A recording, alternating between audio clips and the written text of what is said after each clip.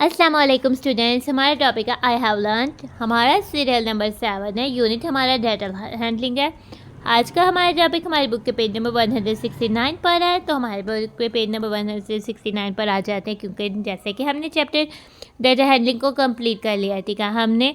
अब हम देखते हैं आई हैव लर्नड यानी कि क्या हम इन चीज़ों को सीख पाए हैं। सबसे पहले हम आ जाते हैं इसकी वोकैबुलरी पर। उससे पहले हम तस्मीयाँ पढ़ लेते हैं। तो मेरे साथ आप भी तस्मीयाँ पढ़ लें। बिस्मिल्लाहिर्रहमानिर्रहीम। नाउ वोकैबुलरी क्या इन टर्म से हम अच्छे से वाकिफ़ है। कैरल डायग्राम, क्या आप कैरल डायग्राम के बारे में जानते हैं? ऐसी डायग्राम जिसमें हम ऑब्जेक्ट्स, नंबर्स और फिगर्स को रिप्रेजेंट करते हैं टू करेक्टरिस्टिक्स की बिना पर, ठीक है। टू करेक्टरिस्टिक्स हम ऊपर राइट करते हैं, टू करेक्टरिस्टिक्स ऊपर राइट करते हैं। इस तरह से 4 ब्लॉक्स बन जाते हैं। नाउ टैली चार्ट पे हम नंबर्स को राइट करते हैं और वो कितने टाइम्स आई है टैली करते जाते हैं, और नंबर ऑफ ऑब्जर्वेशंस यानी उन टैलीज को काउंट करके लिखते हैं। यानी 3 कॉलम चार्ट जो होता है वो टैली चार्ट होता है। क्या आप जानते हैं पिक्चर ग्राफ क्या होता है? ठीक है, पिक्चर ग्राफ में हम डिफरेंट पिक्चर्स को शो करते हैं और बता देते हैं कि एक पिक्चर जो है वो इतनी क्वांटिटी के इक्वल है। देन हम काउंट कर सकते हैं कि टोटल नंबर ऑफ यानी कि कौन से ब्लॉक पे कितने नंबर ऑफ जो है ऑब्जेक्ट जो है वो आ रहे हैं। करेक्टरिस्टिक्स यानी किसी की भी खसूसियत हो सकती है, जैसे कलर्स में, जैसे कुछ कलर्स हो जाते हैं, जैसे कुछ चीज़ें हैं वो रेड कलर्स में हैं और कुछ नहीं रेड कलर्स में, तो हम उनको करेक्टराइज कर देंगे उनकी करेक्टरिस्टिक्स के लिहाज से। यहाँ कुछ फ्रूट्स हैं, कुछ वेजिटेबल्स हैं, हम इस तरह से उसकी करेक्टरिस्टिक्स बता सकते हैं। या कुछ शर्ट्स हैं, कुछ कैप्स हैं, इस तरह से इनकी भी करेक्टरिस्टिक्स जो है वो चेंज हो जाती हैं। तो करेक्टरिस्टिक्स तो किसी भी चीज़ की खसूसियात को हम कह सकते हैं, या किसी भी चीज़ की स्पेशल जो बात है उसको हम करेक्टरिस्टिक उसकी कह सकते हैं। नाउ अब हम आ जाते हैं आई हैव लर्न। इस चैप्टर में हमने क्या सीख लिया? Representation of data by Carroll diagram and tally chart. हमने डाटा को रिप्रेजेंट करना सीखा है कैरल डायग्राम में और टैली चार्ट में, ठीक है। हम रीड कर सकते हैं और इंटरप्रेट कर सकते हैं कैरल डायग्राम को और टैली चार्ट को। नाउ हम देखते हैं कि हम इसको रीड और इंटरप्रेट कर सकते हैं। नाउ ये हमारे पास कैरल डायग्राम है, ठीक है। 4 कॉर्नर और लेस शेप इधर है और मोर देन 4 कॉर्नर शेप हमने इधर रख दिया, और सिमेट्रिकल शेप इधर और नॉन सिमेट्रिकल शेप इधर।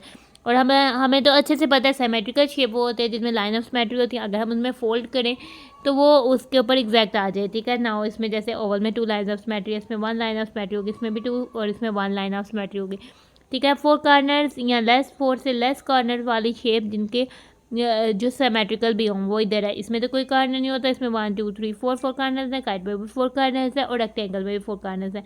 और 4 कॉर्नर वाली शेप जो नॉन सिमेट्रिकल है 1 2 3, ये वाली ट्रायंगल और हमारे पास ये शेप ये वाली क्वाड्रिलेटरल, ये हमारे पास ये भी क्वाड्रिलेटरल और ये भी क्वाड्रिलेटरल, ठीक है। 4 कॉर्नर वाली क्वाड्रिलेटरल होती है और 3 कॉर्नर वाली जो ट्रायंगल होती है, और 9 कॉर्नर वाली तो सर्कल और ओवल होते हैं, ठीक है। और 2 कॉर्नर वाली कोई शेप ही नहीं होती है 2D।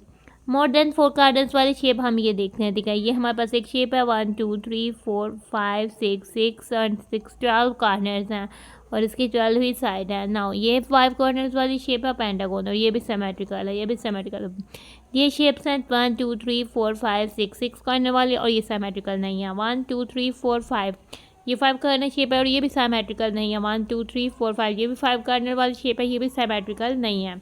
इस तरह से हमने डिफरेंट शेप्स को इस तरह से कैरल डायग्राम में रिप्रेजेंट किया हुआ दिखा, और हमने इसको इंटरप्रेट भी कर सकते हैं, बता भी सकते हैं, बयान भी कर सकते हैं। नाउ अब हम करते हैं रीड करते हैं इस टैली चार्ट को इंटरप्रेट करते हैं, ठीक है। सब्जेक्ट यानी मैथ्स में कितने स्टूडेंट्स 11 स्टूडेंट्स जो हैं वो मैथ्स को पसंद कर रहे हैं। इंग्लिश 9 स्टूडेंट्स और 9 को 13 स्टूडेंट्स, और टेक्नोलॉजी को 7 स्टूडेंट्स जो हैं वो पसंद कर रहे हैं। नाउ अब हम आ जाते हैं अपने नेक्स्ट पॉइंट की तरफ, ठीक है। Read and interpret pictograph. हम पिक्चोग्राफ को रीड कर सकते हैं और उसको एक्सप्लेन भी कर सकते हैं, इंटरप्रेट भी कर सकते हैं। जैसे हम पिक्चोग्राफ को पिक्टोग्राम भी कहते हैं और पिक्टोग्राफ भी कहते हैं। पिक्चोग्राफ में हम एक या एक से ज़्यादा आइटम को रिप्रेजेंट कर सकते हैं।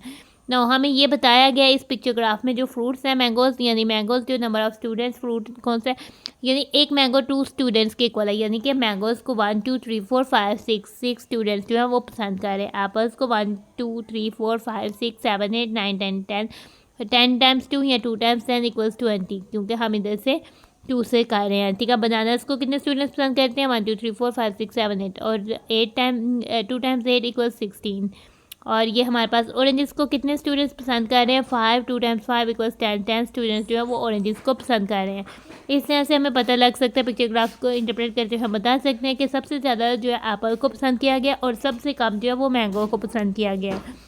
और ठीक है, जो सबसे कम स्टूडेंट वो और बनाना 60 स्टूडेंट्स ने पसंद किया और ऑरेंजेस को 10 स्टूडेंट्स ने जो है वो पसंद किया। तो इस तरह से हम बता सकते हैं। ठीक है, तो हमने इस चैप्टर में ये चीज़ें सीखी हैं। अगर हमने इस चैप्टर में ये चीज़ें अच्छे से सीखी हैं, आपने इसको अच्छे से सीख लिया तो वेल डन। अगर नहीं सीखा तो आप फिर से इसको करें और वीडियोज़ को देखें और फिर से इसको सॉल्व करना सीखें और अपने आप यानी कि इसके कॉन्सेप्ट को इम्प्रूव करें और इसको बनाना जो है कंस्ट्रक्ट करना सीखें। तो हम अपनी वीडियो को कर रहे हैं and thanks for watching and stay blessed. प्यारे प्यारे बच्चों, अल्लाह हाफिज़।